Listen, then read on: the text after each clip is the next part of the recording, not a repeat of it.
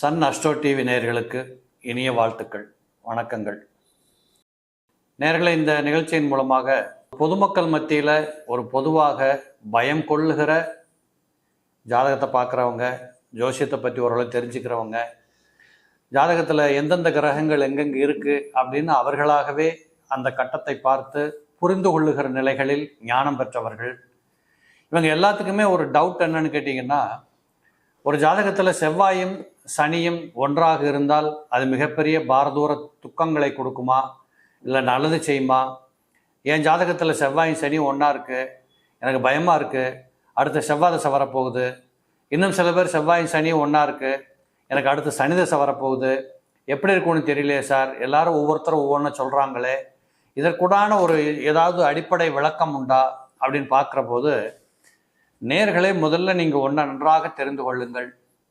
எந்த ஒரு கிரக சேர்க்கையும் ஒரு குறிப்பிட்ட பலனைத்தான் செய்யும் என்ற ஒரு விதி இங்கு இல்லை. ஜோதிடத்தில் விதி என்பது உதாரணமாக ஒரு 10 விதிகள் வைத்தது தான் ஜோதிடம் என்று எடுத்துக்கொண்டால், அந்த 10 விதிகளை கடந்து 1000 விதி விலக்குகளையும் உள் சேர்த்து கொண்டது தான் ஜோதிடம்.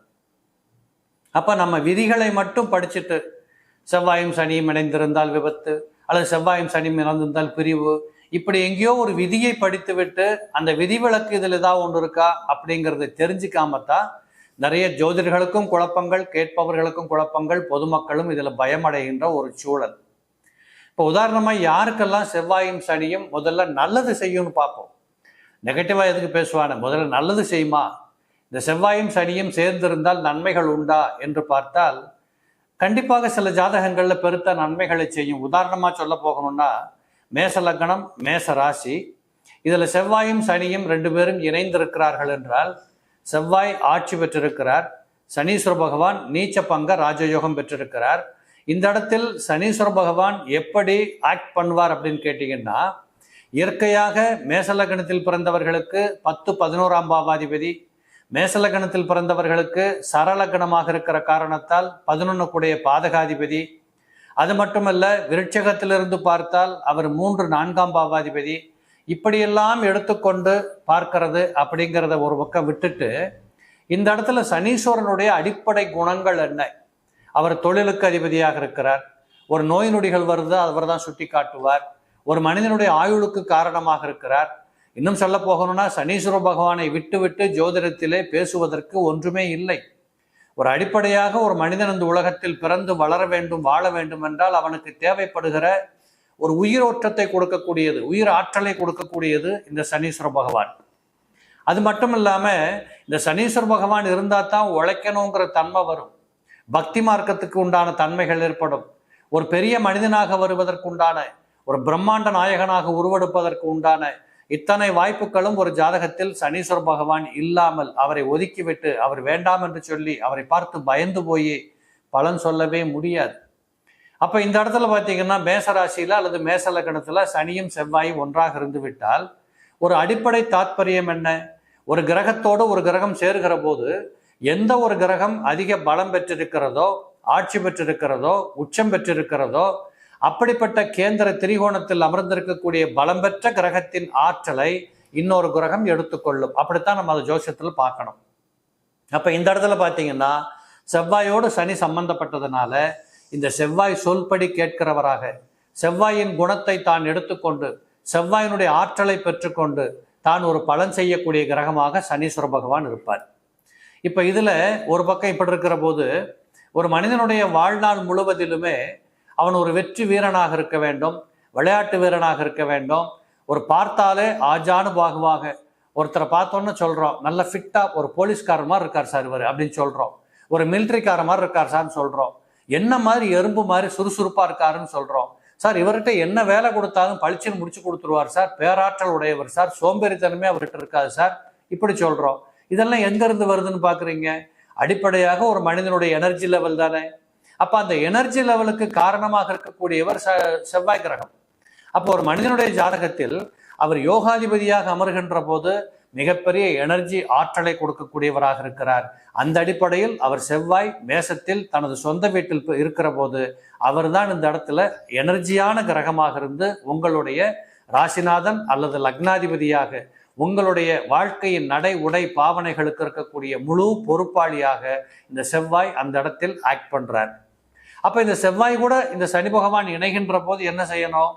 இந்த செவ்வாய் செய்ய வேண்டிய வேலைகளை செவ்வாயின் ஒப்புதலோடு செவ்வாயின் தாத்பரியத்தை எடுத்துக்கொண்டு சனீஸ்வர பகவானாக இருந்து வேலை செய்யணும்.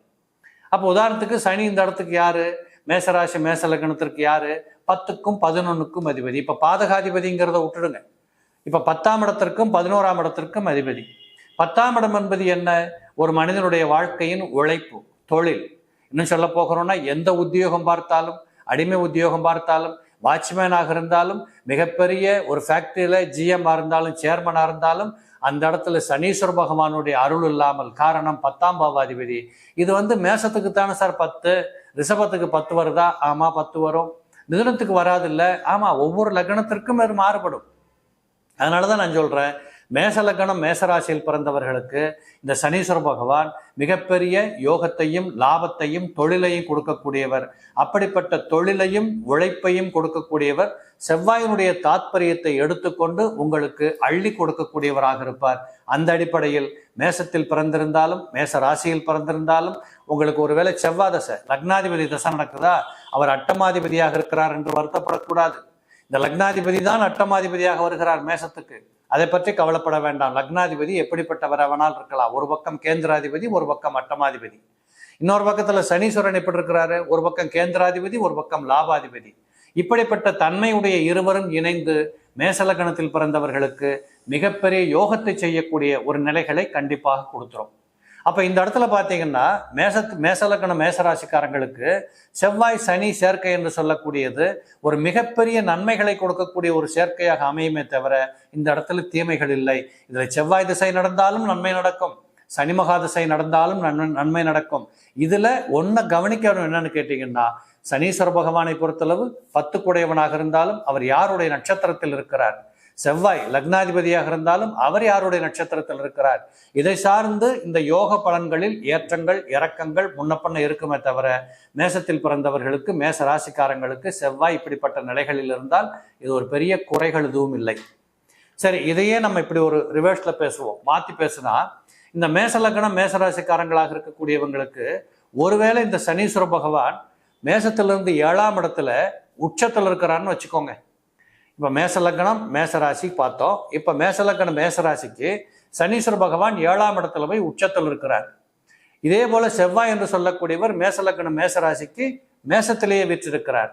இப்ப இந்த காம்பினேஷன் எப்படி இருக்கும்னு கேட்டா மிகப்பெரிய கொடுமையா இருக்கும்.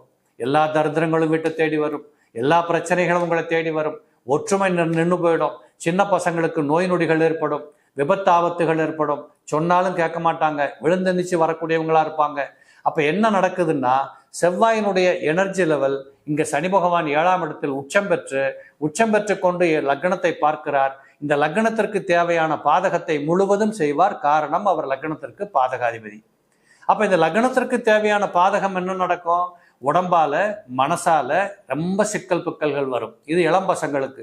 இதே கல்யாணம் பண்ணி வாழ்ந்துட்டு இருக்கிறவங்களுக்கு எப்படி இருக்கும்? நிறைய மன கஷ்டங்கள், பிரிவுகள், பிளவுகள், இப்படிப்பட்ட துன்பங்களை கொடுக்கும். இதே தொழில் பண்ணக்கூடியவங்களுக்கு எப்படி இருக்கும்? பெருத்த நட்டங்களை கொடுக்கும், ஏமாற்றங்களை கொடுக்கும், சட்ட விரோதங்கள் ஏற்பட்டு போகும், அரசாங்கமே உங்களை தேடிக்கொண்டிருக்கக்கூடிய அளவுக்கு ஏதாவது பிரச்சனைகளை கொடுத்துரும். இதே கணவன் மனைவியில ஆயுள் பாக்கியம் எப்படி இருக்கும்? யாராவது ஒருத்தருக்கு உடல்நல கோளாறுகள் ஏற்படும், நோய் நொடிகள் ஏற்படும். ஆக அதை கவனிக்கிறதுக்கே நேரம் பத்தலைங்கிற மாதிரி ஓட்டமும் நடைமாக இருப்பாங்க. இப்படி ஒரு கிரக சேர்க்கை என்று சொல்லக்கூடியது ஒரு குறிப்பிட்ட லக்னம், ஒரு குறிப்பிட்ட ராசியில் பிறந்தவர்களுக்கு எப்படி வேண்டுமானாலும் பலன் செய்யும். அது இருக்கின்ற இடத்தை சார்ந்து. ஆகையினால் நீங்கள் இந்த செவ்வாய் சனி சேர்க்கை என்றோ, செவ்வாய் சனி பார்வை என்றோ, செவ்வாயை சனி பகவான் எங்காவது இருந்து, இப்போ கும்பத்துல சனி இருந்து செவ்வாயை பார்க்கறது, கடகத்துல சனி இருந்து 10ஆம் பார்வையா பார்க்கறது, இங்க துலாத்துல சனி இருந்து 7ஆம் பார்வையா பார்க்கறது, இப்படிப்பட்ட அனைத்துமே சில நேரங்களில் சில விதங்களில் மிகப்பெரிய பாதகத்தை, சாதகமற்ற நிலைகளை ஏற்படுத்தி கொடுக்கும். இதைத்தான் ஜாதகத்தில் என்னன்னு சொன்னா, எப்பொழுதுமே ஒரு கிரக சேர்க்கை ஒரு இடத்துல இருக்கிறத வச்சு இப்படித்தான் அப்படின்னு அடிச்சு சொல்ல முடியாது. இந்த இடத்துல தான் ஜோதிடம் என்பது சில நேரங்களில் வழுக்களையும் சறுக்களையும் சந்திக்கும். அதை கேட்பவர்கள் அப்படி சொன்னாங்க, இப்படி நடக்கலை, இப்படி சொன்னாங்க, அப்படி நடக்கலைன்னு சொல்லுவாங்க.